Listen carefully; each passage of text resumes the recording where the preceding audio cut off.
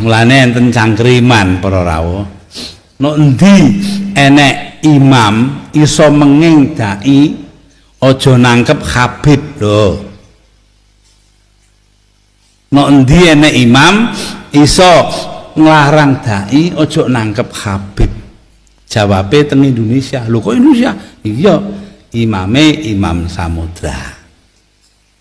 Dai ini dai Bakhtiar, kepala polisi. Sing ditangkep Habib Rizik. Lah ngempun ta? Nggih mesti mawon terus Imam Samudra niku teroris mesti gak oleh nangkep Habib Rizik. Napa? Habib Rizik niku nate kempal kali kula diundang padha-padha kali Rahmawati teng Hotel Indonesia Jakarta. Teng mriku akhirnya nyambut dhewe-dhewe. Wah, terus waktu Habib Rizik ngadeg teng mikrofon mungel. Yang terhormat Ibu Rahmawati Soekarno Putri. Yang terhormat Gus Dur yang selalu menyebut saya teroris lokal. Nah, itu lah untung lah, kalau bengok sampai niling. Ya tunggale niku nggih. Kula terseling ceritane Gus Dur. Ada orang kultus sama kiai itu tanya sama Gus Dur. Gus, kiai yang salah kan ya banyak. Ya kiai macam-macam to, Mus. Sing pacaran ya akeh, sing rodok kliru ya akeh, doyan duit macam-macam ya akeh. Padahal kiai itu orang baik, orang suci. Kenapa mereka bisa dosa juga? Jadi Gus Dur jawab, mereka itu boleh dosa karena tahu caranya tobat. Kalau kamu nggak boleh karena nggak tahu caranya tobat. Sing takut kaget. Loh kok gitu Gus? Lah yang bisa melanggar hukum tuh yang ahli hukum. Jadi kamu jangan niru dosanya kiai. Dia sudah siap-siap penangkalnya. Kalau tak eleng-eleng zamannya podo, kalau sering dikonco nakal. Senangnya cuangkron perapatan, lo wedok ayu. Ala Gus diwudoni hilang. Tapi masih siap. Dene nganti saiki wis tuwek, yo jek fasik kae. Alasane go setipe. Ala Gus diwudoni apa? Hilang. Dadi dekne ngerti nek dosa delok ku ringan. Dekne ngerti. Wah repot toh akhirnya malah. Dulu saya ngira Gus Dur itu guyon, ternyata kayak gitu ya banyak juga sih. Mungkin yang di sini banyak kan maksiat alang kok. Mesti alasannya kok tak istighfari hilang, tak sedekah hilang. Jadi roh setip, roh penghapus itu juga resikonya kan terus berani kan. Ya repot juga itu kan. Jadi kayak wong hukum lho. Wong hukum sewani melanggar hukum wong awam apa pakar hukum? Pakar hukum. Sing tukang ngakali duit negara, pakar ekonomi apa wong lugu? Pakar ekonomi. Lah sing maksiat iso ngakali kiai ta wong awam. Mboten jujur mawon. Kiai. Mulane kiai nak ndelok dangdutan langsung gemoh, nak ning TV gelem. Jare alasane gak langsung beda hukume. Ya repot nang ngono. Pangerane ape diakali. Mergo jare Imam Ghazali nak nuruti akal-akalan, zakat iku ora wajib. Angger wayahe setahun, misale wedhus 40, setahun kurang 5 dina mbok dol sitok wis gak wajib zakat. Mergo ora sakni sok. Ora sak napa? Sakni sok. Kena diakali. Paham ya? Kena napa? Diakali. Mulane dawuh Imam Ghazali nak guyon, itu pangeran wis merencanakan jenis kayak ini sebenarnya melebunin rokok dilebokno tong. Takoki Gusti saya ini semua sudah saya lakukan zakat ngene-ngene. Aku gak nglebokno kowe aja nglebokno tong. Tapi teng jero ana kula, tapi kok aku nglebokno tong. Jadi sing jenis tukang khilaf hukum iki sebenarnya dilebokno napa? Tong. Terus dilebokno neraka. Mergo pangeran dadi pangeran diakali wong alim, wong iso ngaji kuwi wis suwi. Lho nggih lho. Zaman bangsa Israel niku mun terpelajar, ra oleh berburu ikan ning dina Setu. Nak Setu iwak wae, nak ora Setu sih. Wong Israel pinter, nak Setu gawe parit, gawe jaring. Lah iwak terjebak tapi dijupuke Ahad. Nah takoki Mbak Nabine, lho saya enggak berburu hari Setu. Wong saya ndak nyari, ndak ngambil. Ngambilnya hari Ahad. Yang dilarang kan ngambil ikan hari Sabtu. Nabine lah ya bingung, ora salah. Mulane ana wong fikih iku mesti fasike, nek ora tasawuf iku fasik. Mulane dadi pepatah wong kefikihan gak tasawuf iku tafassaq mesti dadi napa? Fasik. Ora fasik piye sampean tak warai. Kula niku kan nate pakar fikih. Mula nate ro takrib, ro ismu, nate alim kula fikih, ra di pensiun cuma kula sakniki mboten jarang ngendikan fikih kula. Mun kliwat maksudnya. Wong delok wong wedok, wong liya sing ora bojo, ora mahram itu kan haram. Lha ngono tenggene takrib nang kitab-kitab illa lisapati asa kecuali demi 7 hal. Satu itu diantaranya gampang banget li syahada. Mergo dekne seksi. Seksi kejadian misalnya wong wedok iku diambung wong tak dijawil, dekne seksine pengadilan, boleh melihat itu. Ya bener sing dijawil cah iki. Nomor 2 karena pengobatan. Jika nggak ada dokter sama-sama perempuan. Lah sing fatal itu nomor 3, krana muamalah transaksi. Lah akhirnya kangkang sing santri nakal-nakal golek kopi sing jaga ayu. Halal niki mergo ana transaksi. Takokno lho nggih takon sali fikih. Termasuk delok oleh kan krana transaksi. Berarti ke tuku rokok bakul ayu oleh to ora? Enggak jawab mawon. Oleh kan? Misalnya kayak numpak pesawat, pramugarine ayu, oleh. Tuku tiket, sing jaga ayu, oleh. Tapi masalah tuku tiket 5 menit, saiki wong ngopi masalah. Ngopi ku 2 jam. Mulane lah pangeran ku pirsa, kepentingane ngopi apa delok. Sampeyan pangeran takokane kan. Nah kepentingane ngopi kan la farqa bena sing jaga lanang elek, tuwek ambek wong itu ayu kan. Mergo kepentingane ngopi. Apa kepentingane delok terus bebo ngopi? Mboten kira-kira pangeran pirsa gak? Pirsa kan? Lah nek pangeran pirsa berarti delok wong wedok ora krana ngopi, tapi delok wong wedok ebo-ebo ngopi. Berarti statusnya ora kok muamalat kan? Kula baleni malih ya. Ora ben kowe ora fasik nemen-nemen iki diulang kok ben. Solusi menghilangkan kefasikan terselubung paham gini. Enggak, kalau faktornya misalnya penjaga warung itu cantik. Terus kowe niat marung ning kono, niat marung napa ndelok wong ayu. Nak niat marung ndelok wong ayu berarti haram kan? Kan berarti motivasi Anda ndelok wong ayu ebo-ebo. Pura-pura marung. Lah sing halal juga kowe misale rugen mlaku-mlaku ujug-ujug ngopi pas wong ayu.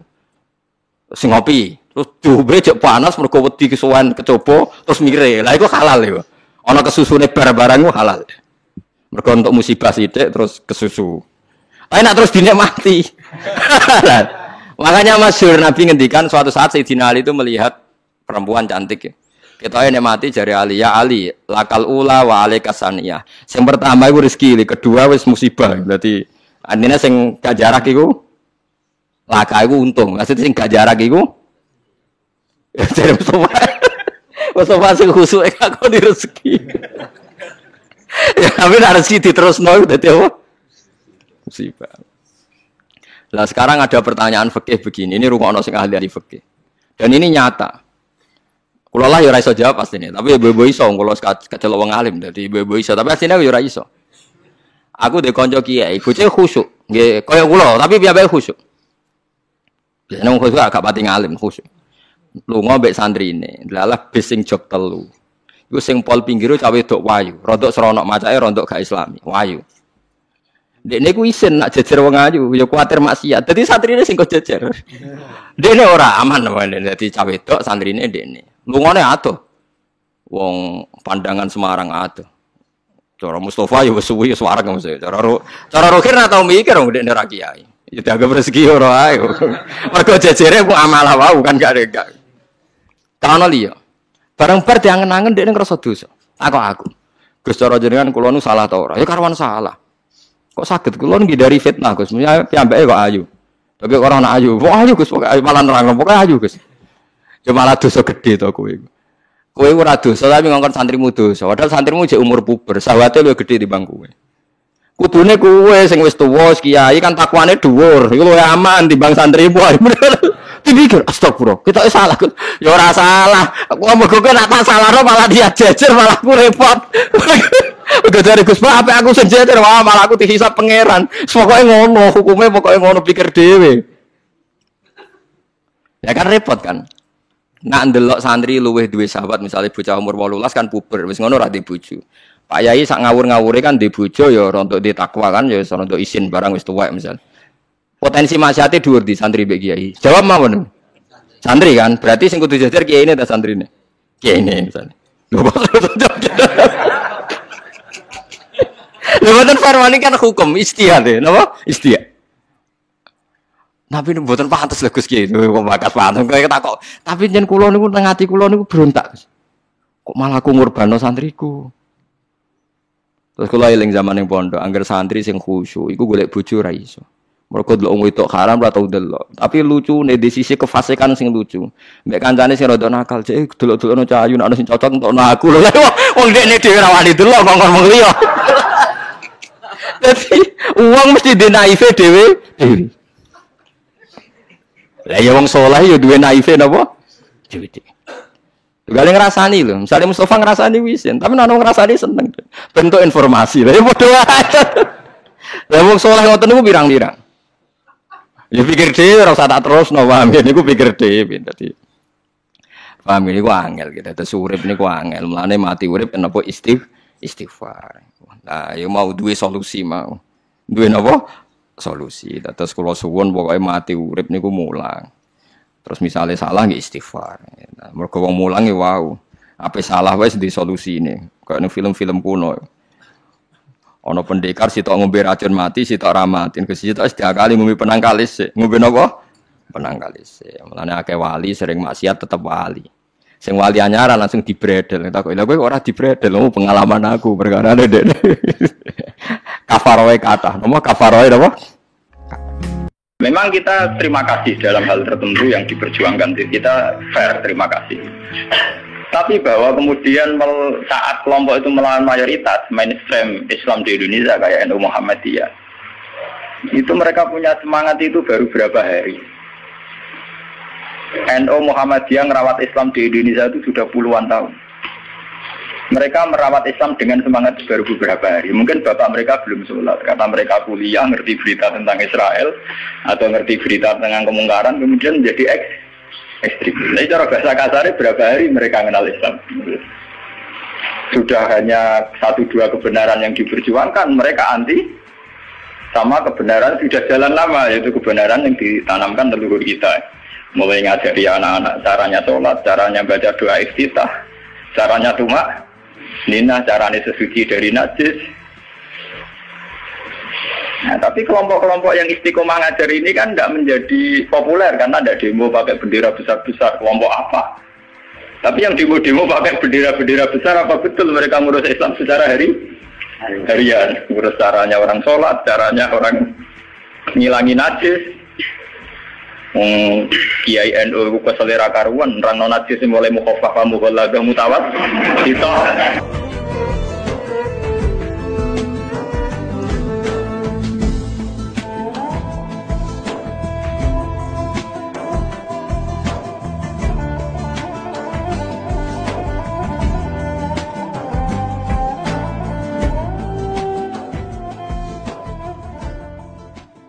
terus niki terus ngaji wingi sing teng Bukhari. Ngaji ini untuk konteks ini bersifat tertutup. Jadi yang nggak ikut ngaji mboten usah, kalaupun dengarkan rekamannya harus dipandu ya, karena ini sensitif. Hadis fitnah itu dimulai dari tragedi-tragedi yang akan dialami umat Islam. Terus di akhir hayatnya Nabi itu sering ngendikan bahwa urusan kalian yang akan datang itu yuradu aliyah, semuanya pernah ditampilkan kepada saya, termasuk tragedi-tragedi kemanusiaan yang akan dialami umat ini. Itu di akhir-akhir hayat Nabi sering ngendikan bahwa saya sebagai Nabi, sebagai Rasul, yuradu aliyah amrukum, termasuk semua dipintaskan ke saya, ditampilkan ke saya. Jadi sehingga Nabi melihat umat akan mengalami apa itu ya kayak melihat video, melihat TV. Termasuk tragedi KBPT Said Husain. Nah, ketika itu sudah menjadi keputusan Tuhan, keputusan Allah, Nabi itu hanya bisa memandu secara syariat. Tapi Nabi tidak bisa merubah itu sebagai takdir. Ya kalau mukadimah ini, Nabi sebagai Nabi, karena itu sudah diketahui sebagai takdir Allah itu, ya hanya melihat itu sebagai takdir. Tapi tidak bisa merubah takdir itu, hanya memandu secara syariat. Nah, panduan secara syariat itu dimulai dari misalnya sataf tariku umati salasan wasafina firqah, bahwa umatku nanti akan menjadi 73 kelompok, semuanya sesat di neraka kecuali satu. Ya Nabi hanya punya panduan satu itu siapa ya Rasulullah qol ma'ana alihil yawma wa ashabi. Orang-orang yang berpegangan sunnah saya dan sunnah para sahabat. Nah, itu banyak hadis-hadis di akhir hayatnya Nabi itu sering pesen begitu. Nah, coba tengah sini jenengan kalkulasi maling. Ini kan teng Bukhari diterangkan ketika banyak fitnah itu ngendikane Nabi ini kan dipandu talzam jama'atal muslimin, kita harus ikut mayoritas. Ini rungono tenan. Apapun kecewa sampeyan terhadap komunitas tertentu atau partai tertentu atau ormas tertentu, kita harus ikut mayoritas. Sebenarnya kalau ngaji temputi-temputi saya bilang, saya sebagai orang alim, kemungkinan saya itu kalau tidak NU ya Muhammadiyah, selagi NU Muhammadiyah itu mayoritas, ya saya kalau tidak NU ya apa? Muhammadiyah. Partai juga gitu, saya ikut partai yang mayoritas, yang mainstream, yang umum-umum. Karena bisa dihitung ya, kalau setiap kebenaran itu diekspresikan lewat partai atau lewat ormas tertentu, berapa sih kebenaran bisa kita lakukan? Kita tidak usah nyebut contoh ya, misalnya sampean meyakini satu kebenaran A dan B, kemudian bikin partai. Paling banter kamu sebagai manusia atau hanya bisa melakukan A dan B. Ada partai tertentu yang ingin memperjuangkan kebenaran tertentu. Paling banter hanya memperjuangkan satu dua bentuk kebenaran. Nah, masalahnya ketika semua ini punya ruang gerak untuk bikin kelompok, kelompok ini akan menjadi banyak dan nggak terkendali. Semuanya punya bendera sendiri, punya partai sendiri, punya ormas sendiri. Coba sekarang tuh sampean kalau melihat di berita-berita, berapa kelompok yang atas nama karena Nabi serbanan hitam merasa harus serbanan hitam. Karena ada riwayat bahwa Nabi itu pilokan, terus kemudian mereka kalau sudah pakai pilok merasa mengikuti sunnah Nabi. Yang nggak pakai pilok enggak. Memang Nabi itu pakai semir. Dulu semua riwayat mengatakan Nabi Abu Bakar semua itu pakai semir. Ya gaul, Nabi lah itu pakai semir. Dan Nabi itu gaul pakai semir. Tapi semir yang sunat itu memang merah. Di kitab-kitab fikih semir yang sunat sama. Lagi sing nate ngaji di fikih semir itu nggak malah haram kok. Sing sunat apa? Merah. Lah jadi misalnya dari KNO atau semirannya apa ke daerah dua? Gaul banget. Akhirnya ada kelompok tertentu niru semirannya Nabi itu sebagai kelompok tertentu.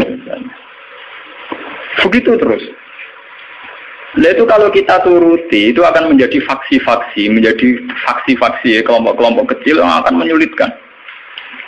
Sebab itu Nabi mandu kalau sudah fitnah banyak itu talzam jama'atul muslimin. Kamu harus ikut mayoritas. Coba sekarang misalnya menyangkut Jumatan saja. Berapa masjid yang mengharamkan dipakai kelompok lain? Dan berapa masjid yang digeruduk, dirubuhkan oleh kelompok lain pula? Hanya karena satu keyakinan kebenaran kemudian diekspresikan dalam bentuk ibadah. Misalnya masjidnya A beda dengan B, B dengan apa? C. Itu kalau dituruti tidak ada selesainya.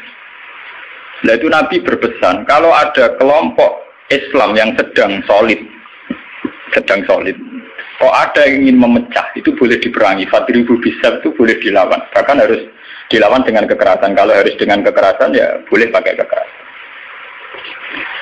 Lalu itu kenapa Nabi se-ekstrim itu sampai menghentikan fadribu bisab? Orang itu harus dilawan dengan kekerasan. Ya tentu kalau kekerasan itu harus menjadi alternatif terakhir. Tapi yang jelas harus dilawan ya. Dalam teori modern ya harus dilawan. Tidak harus dengan pedang, harus dilawan. Kita punya sejarah dulu ya. Kayak dulu ketika mainstream Islam di Indonesia itu mengikuti pola NU atau Muhammadiyah. Dulu kita punya LDII. Punya Darul Islam yang dipimpin Kartosuwiryo. Kebetulan tetangga saya dulu orang Rembang, orang Sulang, daerah saya. Kemudian ada gerakan Aceh Merdeka. Kemudian ada Junduwo, ada kelompok-kelompok yang karena terinspirasi oleh Islam, termasuk kelompok pembunuh diri dan sebagainya. Kemudian mereka menjadi firqah hanya karena meyakini satu dua kebenaran yang ingin diperjuangkan. Tapi kelompok ini kan tidak mayoritas terus risikonya kan kurang komunikasi, kurang konsultasi, kurang silaturahim dengan kelompok lain. Nah itu repot. Sehingga kayak di Mekah ada Wahabi, di Mesir ada Ikhwanul Muslimin, di Palestina sendiri ada Hamas, ada Al-Fatah, di Syria ada Amal Syiah, ada Syiah Imamiyah. Di Indonesia sendiri semenjak era kebebasan berbagai front-front ya banyak sekali. Semuanya mengatasnamakan apa? Islam. Memang kita terima kasih dalam hal tertentu yang diperjuangkan. Kita fair, terima kasih. Tapi bahwa kemudian saat kelompok itu melawan mayoritas mainstream Islam di Indonesia kayak NU Muhammadiyah, itu mereka punya semangat itu baru berapa hari. NU Muhammadiyah merawat Islam di Indonesia itu sudah puluhan tahun. Mereka merawat Islam dengan semangat baru beberapa hari. Mungkin bapak mereka belum sholat, kata mereka kuliah, ngerti berita tentang Israel atau ngerti berita tentang kemungkaran, kemudian menjadi ekstrim. Jadi cara bahasa kasarnya berapa hari mereka mengenal Islam. Sudah hanya 1-2 kebenaran yang diperjuangkan, mereka anti sama kebenaran sudah jalan lama, yaitu kebenaran yang ditanamkan leluhur kita. Mulai ngajari anak-anak caranya sholat, caranya baca doa iftitah, caranya tumak Nina, caranya sesuci dari najis. Nah, tapi kelompok-kelompok yang istiqomah ngajar ini kan tidak menjadi populer karena ada demo pakai bendera besar-besar. Kelompok apa? Tapi yang demo-demo pakai bendera-bendera besar, apa betul mereka ngurus Islam secara harian? Ngurus caranya orang sholat, caranya orang ngilangi najis. Kiai NU ku selera karuan rang najis mulai mukhafafah mughalladah mutawat kita angkono do ribet ge gendera demo ya ora tempat ge gendera to bedina mulang urusan apa najis mulang kate jlimete ra karuan ana mutada mutamayiza mukhayyilah takhayyirah sampai mbono sing damun akhlak aku ambek ora aqua iku entek energi menapa entek. Nah itu dulu fenomena kelompok itu kata Nabi secara syariat itu dipandu, kamu harus ikut mayoritas kata Nabi. Ketika banyak fitnah kamu harus ikut mayoritas. Kemudian saat ini dihitung, ini ngaji tenan gitu. Tapi ini tertutup ya, artinya ngaji. Zaman hitung mawon.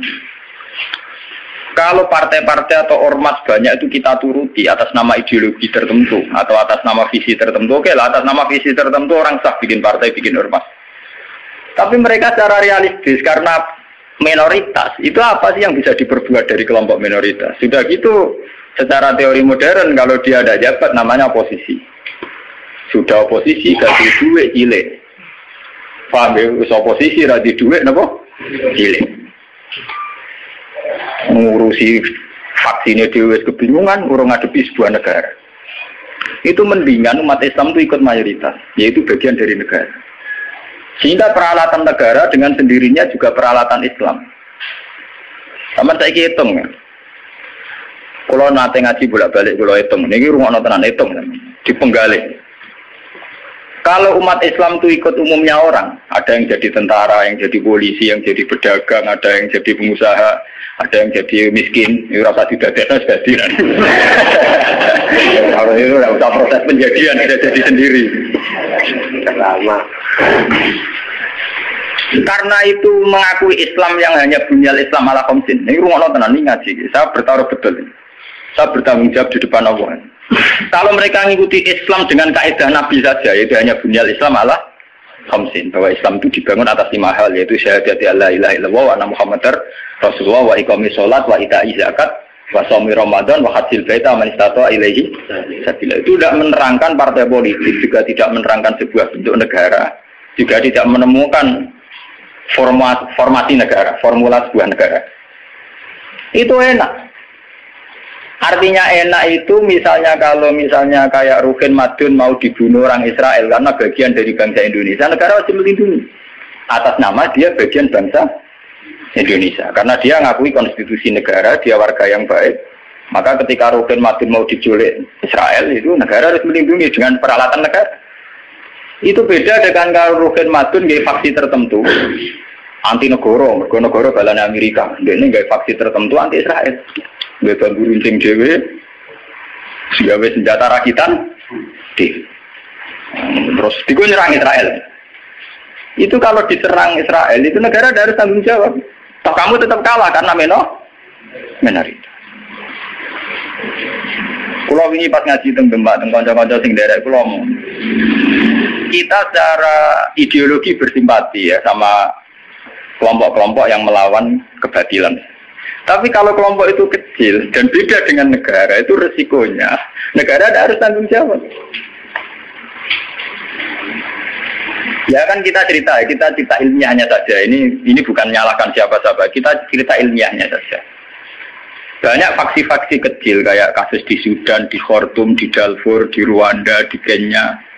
Itu sampai kalau melihat berita di Kenya, di mana itu yang sering ada penculiknya itu yang Somalia ya, Somalia. Kelompok-kelompok kecil ini kan bikin satu faksi yang anti negara.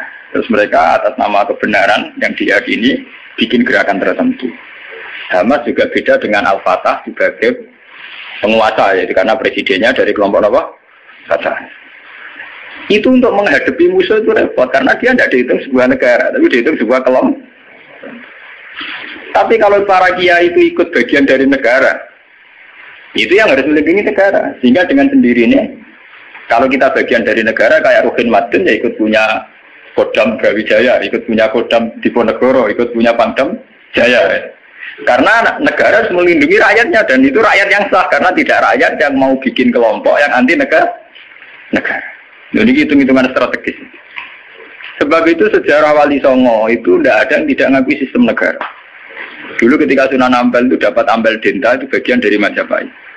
Ketika beliau ingin bikin negara juga ngakui sistem pola negara. Yaitu pola negara saat itu harus dipimpin seorang raden sehingga Sunan Ampel tidak nyuruh wali-wali yang lain tapi nyuruh Sunan Raden Sinten Fatah.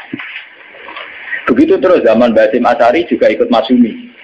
Ngakui proses bernegara secara konstitusional sehingga Basim ya ikut Masyumi saja ke kelompok bagian dari negara. Dulu ketika era Soekarno ya ada kabinet K4 termasuk NU yang ngakui proses hukum negara. Karena dengan NU ikut partai politik dan bagian dari negara itu kalau diserang Malaysia atau Portugal ya ada karo nyerang Indonesia. Itu beda dengan kita misalnya kecewa sama negara terus bikin kelompok tertentu yang anti negara. Itu kalau kelompok lain nyerang ya kamu sebagai kelompok bukan sebagai negara. Dan itu risikonya tinggi. Artinya secara syariat itu Nabi benar ketika memandu talzam jamaatul muslimin. Kamu ikut kelompok mayoritas orang Islam. Tidak orang mukmin. Muslimin itu lebih preman. Muslim itu ya preman mlebu, gento ya napa? Mlebu, mulai sing kaya kula ora pati gento malah mlebu. Lho nggih karena aturan Islam, kalau dalam terminologi agama, muslim itu kelasnya itu paling rendah, paling umum. Karena kelas pertama itu Islam, terus iman, terus ihsan. Makanya di Quran itu qalatil a'rabu amanna. Qul lam tu'minu walakin qulu aslamna. Di Quran qalatil a'rab amanna. Wong desa muni amanah. Sajane urung level ini amanah, lagi nah, padahal Nabi nyuruh talzam jamaatul muslim. Wis pokoke melok umume wong Islam. Mana kula nu pun bolak-balik cerita, saya ini termasuk ulama yang mboten ate salat tahiyat masjid orang. Mergo umume wong ra tau melok ra tau. Saking kula lho guys, tapi itu tiru lho. Karena saya begitu berangkat dari muatan ilmu saya gitu loh. Jadi orang krono kaslan tak hitung secara strategi menapa.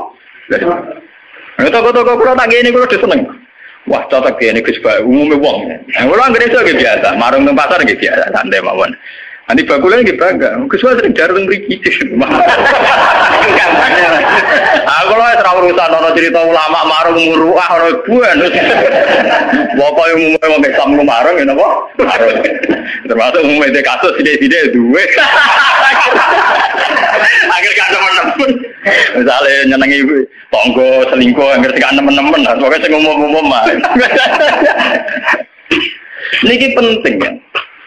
Kenapa saya mengatakan ini penting? Jika kamu ngitung umat Islam yang soleh saja, maka mayoritas Islam di Indonesia itu hanya 2%. Paling sing soleh orang Islam hanya 2%. Jika kamu ngitung yang agak soleh, maka paling jumlahnya 10%. Coba kalau kamu hitung, pokoknya yang ber-KTP Islam, maka jumlah kita bisa 80%. Aku seneng darani Islam 2% apa 80%. Meskipun resiko 80% sing keramat tungkak, sing doli, Islam kabeh KTP-ne. Dulu kalau Jakarta kan keramat tungkak, kalau Surabaya doli, Jogja, Bunti, Pasar Kembang, Pasar. Nah kalau nanti penelitian, kalau nanti kan termasuk itu memang resikonya dihitung kabeh itu ya mlebu kan. Tapi kamu bisa 80%. Sehingga karena jumlah mayoritas 80% dengan ngitung WTS, lonte, gento dan sebagainya, itu tetap menjadi mainstream. Presiden harus Islam karena dihitung 80%. Coba kamu nuruti kesalahan sepihak, maka Islam jumlahnya hanya 2%. Maka berarti presiden cek kafir, cek Kristen nggak masalah karena jumlah umat Islam itu orang persen. Yani gua anggap Islam ra penting. Islam ra kanggo mergo WTS. Ya tapi akhirnya gara-gara Rabu hitung jumlah orang Islam mau 5%. Resikonya di presiden Kristen itu masalah karena mau dihitung. Coba kalau kamu tetap hitung semua, itu tetap 80%. Akhirnya kita tegak sebagai mayoritas. Memang kamu madun Islam mayoritas sudah ditopang Islam BTS maling dan sebagainya. Bedanya kiai lah. Kita berdiri tegak sebagai mayoritas itu ditopang Islam sering jualan sing gendong-gendong. Dari apa kita tegak sendiri? Sebab itu Nabi memandu. Kalau kelompok sudah bulat, itu tetap kita ikut mayoritas. Dalam jamaatan, itu ngaji kita. Makanya wa mustamiun. Kita masih sepakat bahwa Islam itu harus jalannya bunyal Islam ala khamsin. Kita mengikuti panduan hadis sahih bahwa Islam hanya bunyal Islam ala khamsin. Yang namanya Islam itu ya hanya syahadat, sholat, zakat, puasa dan haji. Titik. Nah, bahwa ini cerita ilmu sosiologi, bahwa kita ingin punya presiden Islam, bupati Islam, gubernur Islam, itu bawaan psikologi mayoritas. Ini eleng-eleng, bukan ideologi Islam. Saya sebagai ulama bertanggung jawab terhadap mazhab ini. Kita ingin presiden Islam, bupati, gubernur Islam, legislator Islam, itu bawaan kita sebagai mayoritas. Karena kita sebagai mayoritas, tentu presidennya dari kelompok mayoritas, yaitu Islam. Andai kan Islam kita itu di NTT, andai kan Islam kamu itu di Ambon atau di Bali, kamu tidak akan, misalnya Madun sekarang di Bantul, tersinggung ketika bupatinya ada Islam. Coba kalau kamu ditegur jadi orang NTT, paling bupati ini Kristen, yang penting nggak berbangun masjid. Misalnya Mustafa begini, hidup di Amerika, dia paling pikirannya kan, dia tidak mensyaratkan presiden Islam, ya orang nyarat gubernur Islam, yang penting nggak ngusir wong Islam. Tapi saat dia Bantul karena mayoritas, dia mensyaratkan bupatinya. Nah, itu bukti bahwa keinginan kita punya bupati gubernur Islam itu bawaan psikologi mayoritas, bukan bawaan ideologi Islam. Kalau Islam ya hanya bunyal Islam malah khamsin. Bangunan Islam ya hanya 5 itu. Bangunan iman ya hanya 6 itu. Paham ya? Nah, Kak, sama nggak usah teruskan. Kalau gitu partai politik Islam penting benar, itu sensitif. Nah, takut kamu sensitif. Mau balik ngaji ini sensitif. Senangannya kok takut sing sensitif. Takut sing umum mau. Misalnya takut sing umum, lah penake piye ke wong Islam? Ya dhewe ora sithik-sithik, nak dosa di sepuro pangeran. Wong di dhewe ora dosa lho, Gun. Tapi mesti di sepuro pangeran. Tapi ini ngaji, ini penting ngaji. Jadi ngaji yang kemarin kan jelas ya, ketika banyak fitnah, banyak tragedi, pesan Nabi napa talzam jamaatan. Itu dalam sebuah hadis ada yang lebih ekstrim lagi. Nabi ngendikan waman sadda finnar. Siapa yang ingin bikin kelompok sendiri, merasa benar sendiri, maka waman sadda finnar. Dia akan masuk neraka. Itu artinya pentingnya sebuah mayoritas. Karena mayoritas ini penting, kita akan ikut sesuai umumnya orang. Karena warahmati wasiat kullasya. Kalau kita ngaji secara tasawuf, ya warahmati wasiat kullasya. Kalau sering ngaji tentang santri-santri, kalau ada yang ngaji, kalau nganti nangis, kalau ceritani. Kalau niku ulama, kalau sering ngebak mobil pribadi, sering ngebis, ketemu preman, sering ngelong dewian, tak ceritani. Kita ini sebagai mukmin kan meyakini warahmati wasiat kullasya. Rahmatnya Allah itu ada di mana-mana dan lewat siapa saja. Kalau kita misalnya jadi kiai, wah sementing ngurusi santri, terus lu mau dewean kecelakaan. Wong sini dalan-dalan rata-rata wong fasik. Sing sering memberi pertolongan dini, nak nong kecelakaan ning dalan-dalan, ya wong ning dalan-dalan. Kurang arah Pak Kiai, kurang arah wong bupati soleh tenanan. Tapi ternyata Allah membuat orang di jalan-jalan hikmahnya banyak. Mereka adalah orang-orang yang sering melakukan pertolongan dini saat ada kecelakaan. Mereka adalah orang-orang gara-gara nih dalan-dalan nong kesasar takut alamat ditakoi. Kue tahu di ganjaran zona alamat nong kesasar. Kok kita orang tahu nih dalan? Tapi ternyata rahmati Allah dilipat nong nih dalan-dalan. Kita lu ngoning di raro alamatnya takut orang yang di jalan. Kita harus iman karo rahmati wasiat kullah. Rahmatnya Allah di mana? Nanti kalau ulama lagi biasa tentang terminal, ketemu macam-macam biasa. Cara pulau lagi biasa, tak mau coba rahmati wasiat nopo. Kalau biasa lah orang. Ya artinya ya kita harus iman. Dan saat kita meyakini mayoritas bahwa rahmatnya Allah Taala itu mayoritas, Islam juga mayoritas. Kita merasa saat di pondok ya kumpul wong Islam, saat di terminal kumpul wong Islam, ning dalan kumpul wong Islam. Coba kalau kamu pakai eksklusif, wong terminal begitu cabul itu fasik kabeh. Bareng ngono butuh ngising itu wis wong fasik wong bayar. Kok dalili, ngomong kok bayar fasik. Nah, gue malah iso ngising kan. Fasik ke Allah, penting nyediakno WC kena bengi. Di Bang Soleh ra di fasilitas. Fasik ke Allah. Nah, ini contoh-contoh betapa eksklusisme, satu perasaan eksklusif itu menyesatkan. Allah sendiri terbuka rahmati wasiat kulas. Lah kulasnya ini lebih dekat mayoritas apa minoritas? Lebih dekat teori apa? Mayoritas. Nah, makanya saat ini kita ngaji nih, ya, bahwa panduan Nabi untuk mengikuti mayoritas itu secara syariat memang sudah benar, dan setelah teori rasional teknis juga sudah benar. Cuma kan saya harus menyampaikan ini lewat ngaji, bahwa ini bukan akal-akalannya Gus Bah, memang ada di kitab yang diyakini sahih, yaitu kini kitab Muslim. Muslim itu dua kitab, yang satu paket dengan Bukhari nopo Muslim. Dua kitab yang diyakini sahih setelah kitab buah.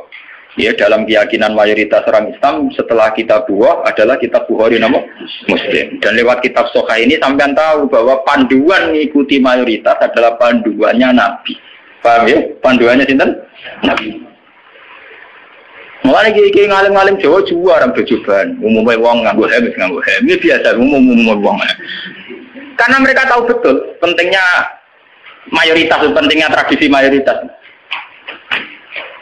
Mereka jarang orang-orang alim mau memaksakan jubahan, maksudnya paling kadang-kadang Jumatan bin macam, tapi ini kemauan ya wong tertentu jubarang gitu, wong alim. Nah rapati ngalim kata, tapi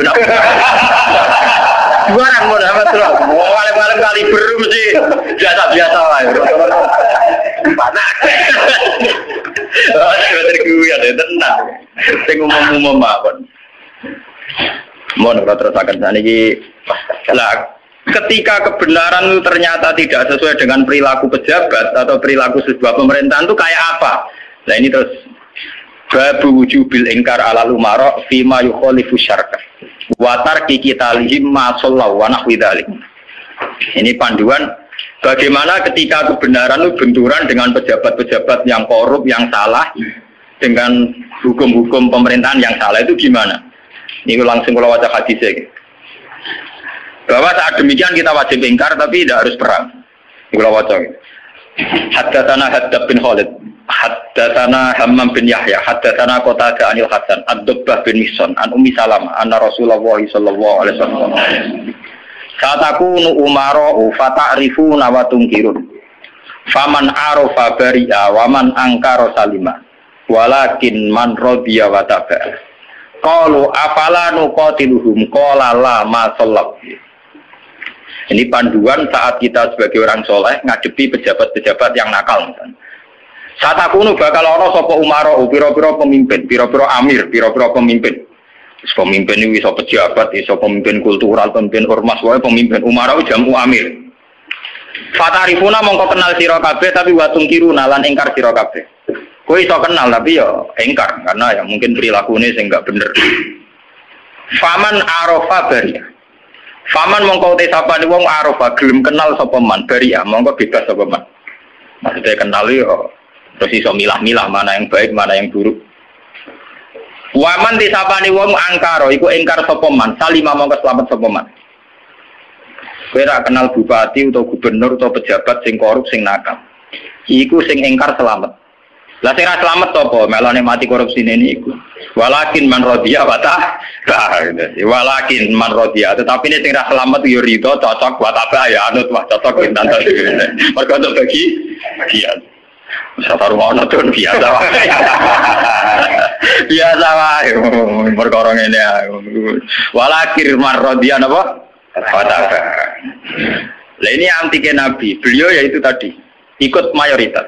Nabi ditanya, "Qalu ketika kita melihat pejabat yang mungkar, yang enggak bener, afala nuqatiluhum? Ana ta ora merangi kita hum ing Umar? Napa boten diperangi nawon ya Rasulullah? Kudeta mawon." Wala dawuh sapa Nabi, "La ojo." La ojo. Masallahu selagine mereka isih salat.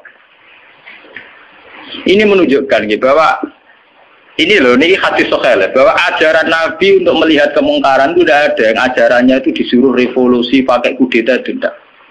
Apalah nuqatiluhum, jawab Nabi napa? Lah jangan. Apa tidak kita perangi ya Rasulullah? Jawab Nabi napa? Jangan. Tapi antiknya Nabi itu hanya punya syarat satu, lama sholat, selagi pejabat-pejabat itu masih sholat. Ini ngaji kelas tinggi, amun salah paham. Kenapa Nabi hanya minta syarat satu sholat?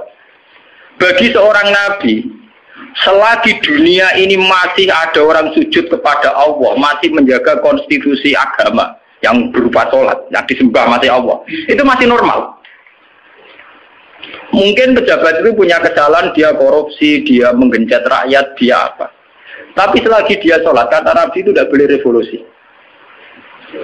Nah itu kan menjadi misteri. Apa kira-kira alasannya Nabi kok hanya bersyarat lama sholat selagi masih sholat?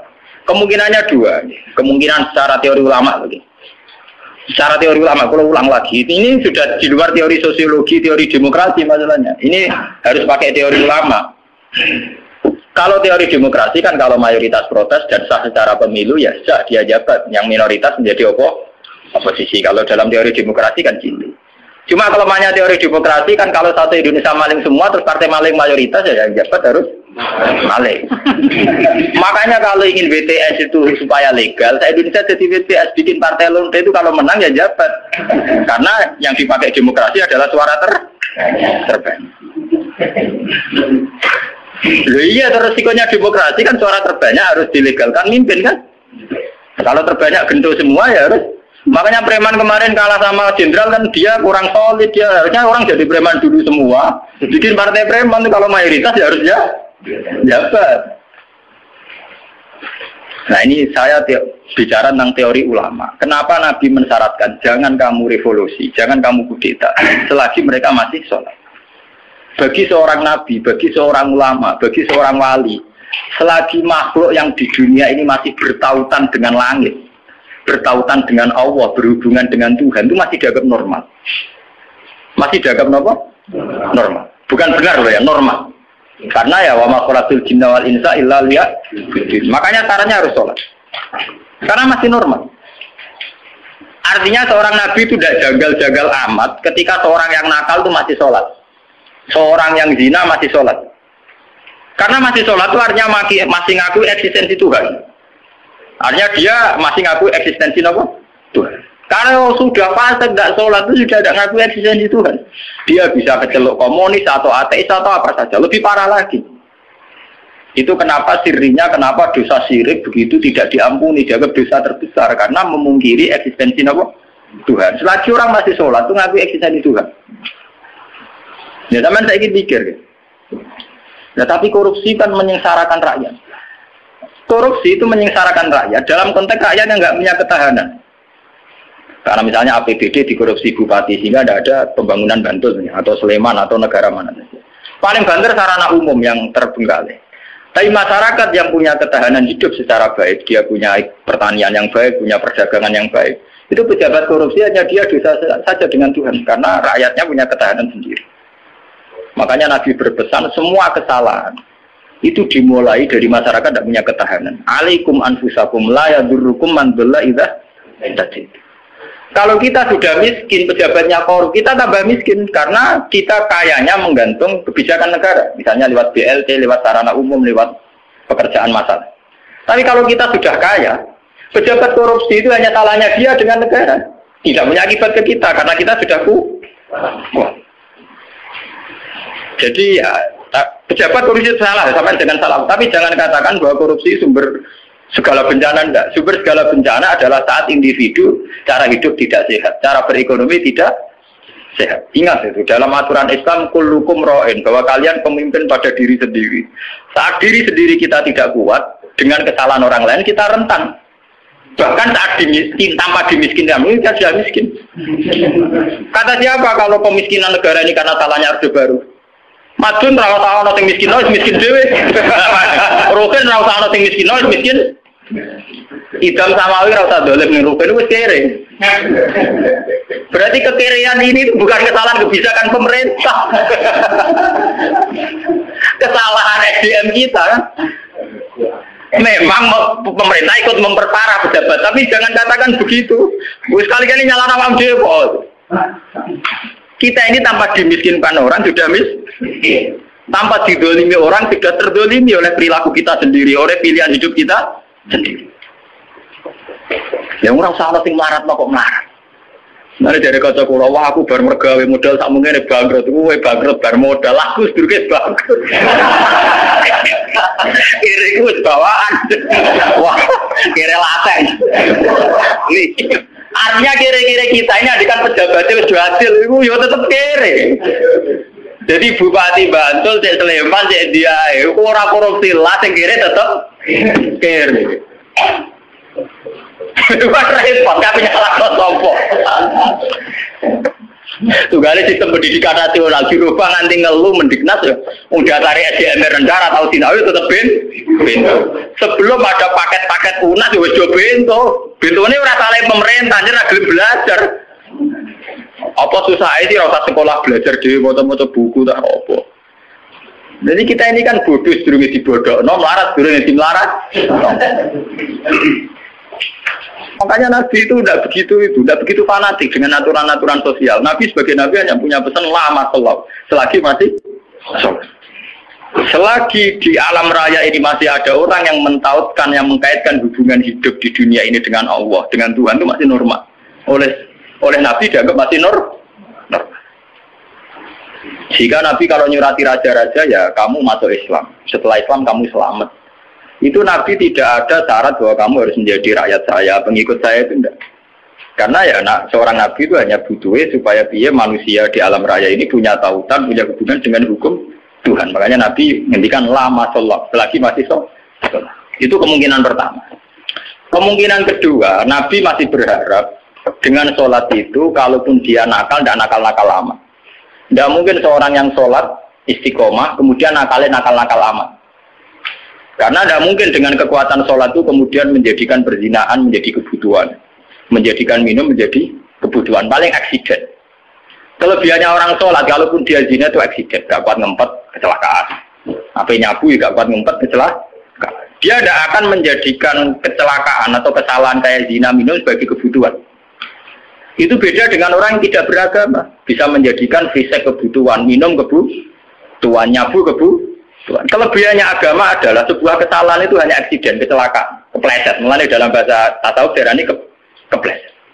Dia berkomitmen anti zina cuma karena sebagai manusia tahu kepleset zina. Dia anti narkoba, kepleset narkoba. Dia tetap anti kemungkaran sebagai manusia, kepleset di kemungkaran. Itu beda dengan saat kita ateis atau komunis. Kita dari awal tidak percaya surga neraka, tidak percaya Tuhan, tidak percaya sanksi. Maka semua kesalahan ini ada salah, ada benar. Nah, itu tidak normal. Cara Nabi kalau kondisi sudah gitu itu sangat tidak normal. Paham ya? Makanya harus dibedakan kesalahan yang menjadi kebutuhan dengan kesalahan menjadi aksiden, hanya kecelakaan. Ya kayak Rokan sebagai sufi ya bukan merem, tapi sebagai uang ya kadang kecelakaan dulu orang ayu. Tapi dia yakin itu dosa, yakin dan ya istighfar. Itu kelebihannya agama kan gitu. Orang ya di ruang salah tapi balik meneh, salah balik meneh. Makanya bahasanya orang agama itu kan munib, orang yang mudah kembali. Ya karena kesasar barang mulai meneh. Jadinya munib, rojak. Agama itu ya syaratnya kan gampang munib, ya mudah kembali. Bar kesasar tidak balik meneh, kesasar meneh balik meneh. Lah sing repot nak ucul tenan ya. Ora mun parah dah niku. Makanya Nabi hanya punya syarat sholat. Maksudnya sholat, ya itu terus sekarang saya buka lagi kemungkinan ketiga. Sholat di situ itu bisa bahasa secara personernya menyebut satu bentuk, ya bentuk sholat. Ada mungkin artinya itu institusi ibadah. Apa institusi apa? Ibadah. Selagi mereka masih membolehkan orang sholat atau selagi institusi agama itu masih boleh jalan. Karena kita hidup di negara macam-macam. Kalau di Indonesia, presiden tidak sholat itu jelek. Coba kalau sampean warga Singapura, atau sampean ditegur menjadi warga Thailand. Tentu kita sebagai muslim dipatani di Thailand hanya bersyarat yang penting pemerintahan tidak memberangus masjid. Yang penting pemerintahan tidak mengganggu aktivitas masjid. Makanya masalah saja artinya selagi tidak menghalangi institusi agama yang bernama sholat. Biasa saja pejabatnya itu tidak sholat. Kayak kita misalnya ditegur dari warga Thailand atau kita warga Singapura. Mungkin PM-PM-nya ada sholat, pejabatnya ada sholat. Tapi masalah bagi kita saat ada sholat melarang orang sholat. Dan tidak menjadi masalah kita saat mereka ada sholat, tapi tidak melarang institusi sholat. Paham ya? Artinya selagi masih tidak menghalang-halangi institusi agama yang bernama sholat, itu kita tidak usah revolusi. Kecuali kalau sudah menghalang-halangi sholat. Makanya di Quran diterangkan, masalah perang itu harus kita lakukan ketika ada lahu dimat suami wa biya'u wa sholawat wa masajidil karu biyasmuwahi katsiran. Itu hebatnya Quran.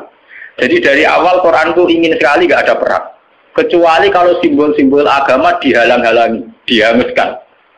Makanya di Quran nonton ayat walau la tafwa hinna tabadhum ribadil lahu dimat suami wa biya'u wa sholawat wa mata jika yuzkaru fi hasmullahi katsiran wa la yansurunallahu mayyan sur. Oke, ada perang kalau simbol-simbol agama, institusi agama sudah dilanggar. Yaitu misalnya masjid tidak boleh berdiri, orang tidak boleh Nah, kita sebagai ulama, sebagai seorang muslim, perhitungan kita sederhana. Selagi bangsa Indonesia atau pejabat Indonesia tidak menghalang-halangi institusi yang bernama sholat, ibadah, kita harus mengakui itu pemerintahan yang sah. Karena kita sebagai orang yang beragama, hitung-hitungan kita sholat saja. Orang untuk duit atau orang, pokoknya kalau itu hitung-hitungan. Ya, aku nak umat ulama itu ya, umat ulama yang ini gitu. Nah umat gendone ya gitu yang duit. Ya karena umat-umat. Mari dosanya kan mau accident, cuma kecelakaan. Orang laten, orang dosa apa? Kan rum komunis kan kita ada komunis orang. Makanya lama sholat itu bisa saja artinya yang penting institusi sholat itu tidak terganggu. Makanya banyak dulu ulama-ulama dulu yang hidup di Tashkent, di Azerbaijan. Dulu Imam Bukhari itu orang mana? Sampean kira orang Bukhari itu orang Mekah atau Madinah? Tidak, dia orang Azerbaijan. Sekarang ikut Tashkent. Makanya kalau kitab-kitab dulu namanya As-Samarqandi. Samarqandi itu Tashkent. Sekarang kalau tidak ikut Ukraina atau Azerbaijan, mereka kawasan sana di Bukhara. Itu dulu ya biasa saja mereka punya raja yang tidak Islam atau apa. Biasanya taruhannya raja itu baik, tidak menghalangi orang sholat. Makanya dulu Nabi ketika di Mekah ya biasa hijrah ke Habasah ke Ethiopia. Saat itu rajanya tidak Islam. Nabi mengira diberlakukan secara baik. Artinya saat Nabi beragama tidak dilarang. Ternyata di Ethiopia, di Habasah saat Nabi beragama dilarang. Artinya ukurannya itu tidak harus Islam. Tapi yang penting saat kita beragama tidak dihalang-halangi. Paham ya? Dalam tarikh kita kan begitu tuh. Makanya Nabi perhitungannya satu. Dalam kekecewaan kita terhadap pejabat, terhadap pemerintah, yang penting jangan ada kudeta, jangan ada revolusi yang berdarah-darah. Lama sholat, selagi masih ada sholat. Makanya kemungkinannya itu kalau dalam konteks Indonesia pejabatnya sholat, kalau dalam konteks non-Islam, yang penting pemerintahnya tidak menghalang-halangi orang sholat. Misalnya kayak di Amerika, di Eropa itu kan masih banyak yang baik, itu masjid tetap boleh berdiri, aktivitas Islam boleh. Itu masih normal ya. Dalam pandangan Nabi begitu itu masih apa? Normal. Nah, lewat ngaji ini biar jenengan tahu betul bahwa sebetulnya kita sudah punya panduan politik. Ya panduan politik, panduan sosial itu kita sudah punya dari Nabi. Ya masalahnya roh tahu orang betul dan roh kitabe tahu orang lain tak ulang. Mulanya kita ulang.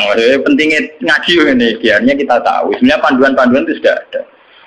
Nah, bodohmu orang dibodohno wis bodoh lha iku malah perkara. Melarat dene tim larat wis napa? Mbok melarat ngenteni tim laratno wong. Jadi keren. Mau aku buang perut mari dhuwitku dibodohi wong keren. Tawangane marate ngenteni dibodohi wong. Aja sampe ora tau ana sing bodohi wis malah parah. Ora tau dibodohi, ora tau bisnis kok melarat. Subhanallah. Melarat sing apik to. Ngenteni dibodohi wah, misalnya jadi kiai yang ngono di rival politik dijatuhno lagi jatuh keren, jatuhnya ngenteni dijatuh orang sing jatuh kawet blesek.